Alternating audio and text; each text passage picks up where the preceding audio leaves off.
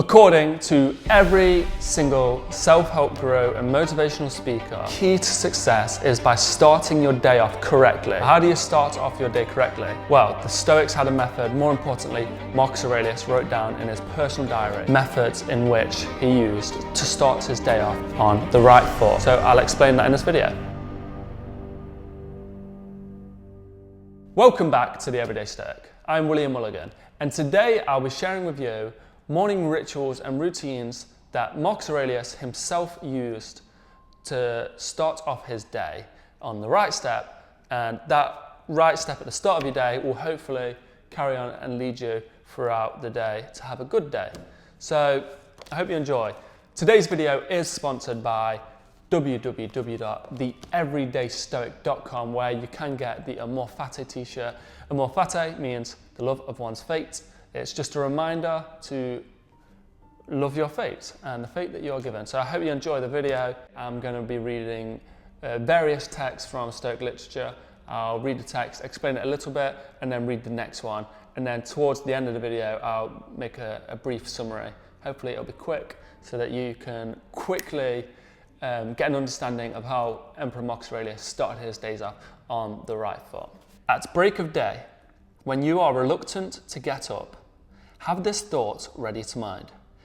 I am getting up for man's work. Do I still then resent it if I am going out to do what I was born for, the purpose for which I was brought into the world? Or was I created to wrap myself in blankets and keep warm?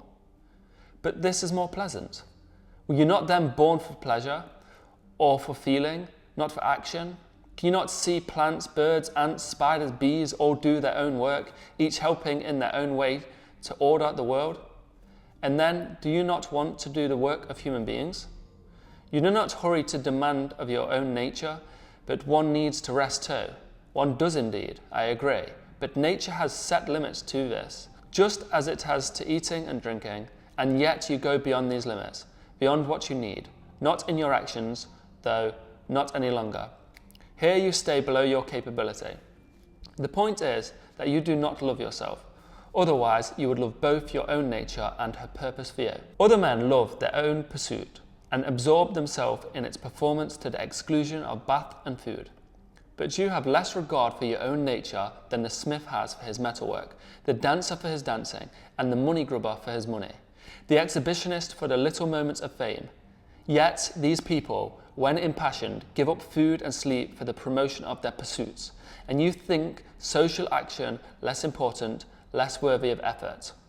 So Marcus Aurelius is saying that at every instance in the day you must remember your own nature, and nature of humans is to do good, to be good for themselves, for others, and for society around them. You need to think that I could either lay in bed comfortable for this brief amount of time, or I can go and pursue these things. And at the end of the day, you'll always be grateful that you did all these things rather than just lay in bed. You need to think back over days where you've been productive and you've had one of those days where you smashed everything out of the park, made deep connections with people, you was productive in your health, you made steps forward in your pursuits, your goals. End of the day, you laid in bed and you thought, wow, that was a good day, I was very productive. And when you're laying in bed, just clinging to your pillow, warm, because you don't want to face that brief instance of being a bit tired, being a bit cold when you have to walk from the bed to getting changed.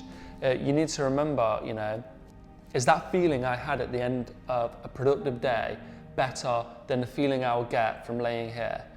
And then, is it better than the feeling of regret I may feel later when I have not acted on man's nature?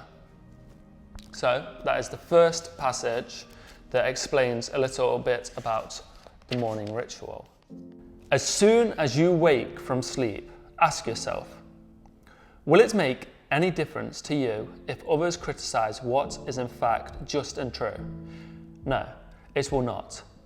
You have surely not forgotten what these people who whinny in praise or blame of others are like in their bed and at board, the sort of things they do and avoid or pursue, their cheating and stealing, not with hands and feet, but with the most precious part of themselves, the part where, if allowed, there grows trust, decency, truth, law, and the spirit of goodness.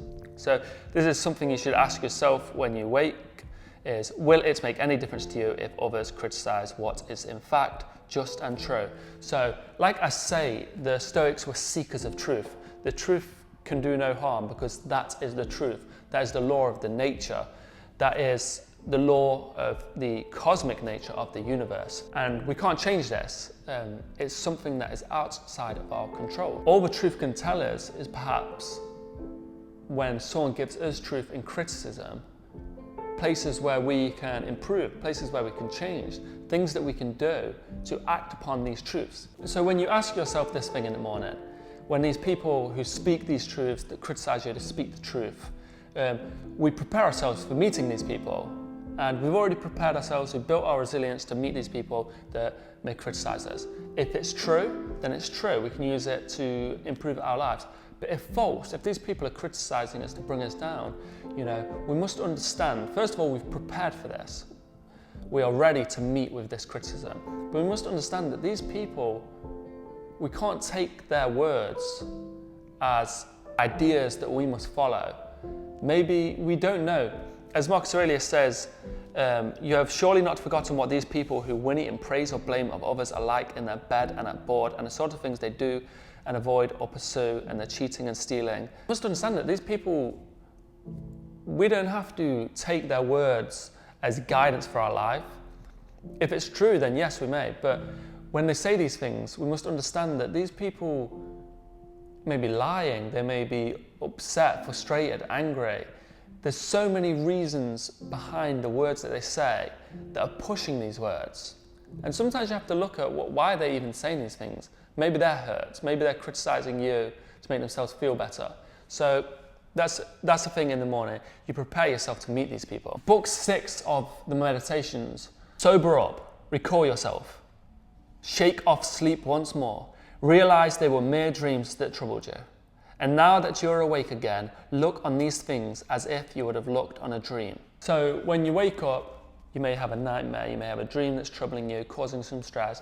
But after a while of being awake, you sober up, you build up some clarity, and you understand that was just a dream. Marcus Aurelius is saying that we should treat problems like this. We tend to add weight to a problem by dwelling on these problems and summing up the worst that could happen, making a mountain out of a molehill, making a monster out of something that really needn't scare us. And the Stoics had a method called the view from above, which I've explained in other videos, but it's the way to see the world from a higher point of view and looking how small we are and how much is going on around us in the world, and realizing that we're just a mere fraction in this universe.